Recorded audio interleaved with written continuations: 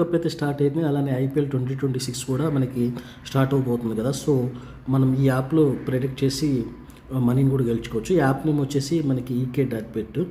So మీలో ఎవరికైనా ఈ యాప్లో అకౌంట్ లేకుంటే అఫీషియల్ వెబ్సైట్ లింక్ వచ్చేసి నేను కామెంట్ బాక్స్లో పిన్ చేయడం అయితే జరిగింది.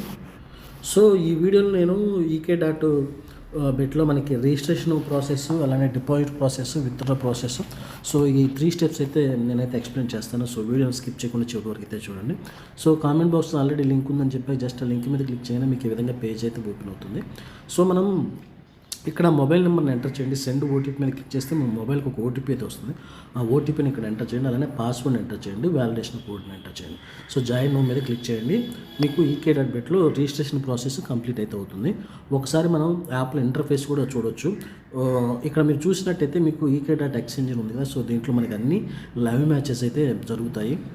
సో అన్ని మ్యాచెస్ కూడా మనం ఫ్రీగా అయితే చూడవచ్చు. అలానే మీరు యాప్ని డౌన్లోడ్ చేసుకోవచ్చు.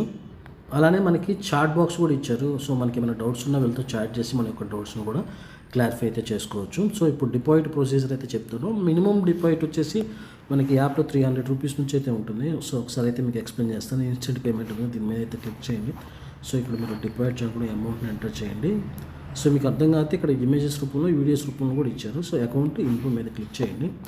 సో వెయిట్ చేద్దాము. ఓకే, ఓపెన్ అయింది. సో మనకి డైరెక్ట్గా డిపాజిట్ పేజ్లోకి ల్యాండ్ అయ్యాం కదా. ఇక్కడ మనకి ఒక క్యూఆర్ కోడ్ అయితే ఇచ్చారు.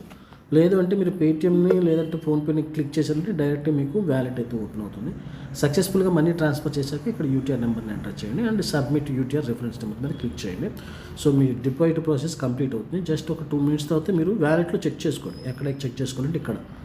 సో మీకు మనీ ఆటోమేటిక్గా యాడ్ అవుతుంది. అలానే విత్డ్రా చేసుకునేప్పుడు బ్యాంక్ డీటెయిల్స్ని అప్డేట్ చేసుకొని విత్డ్రా అయితే చేసుకోండి.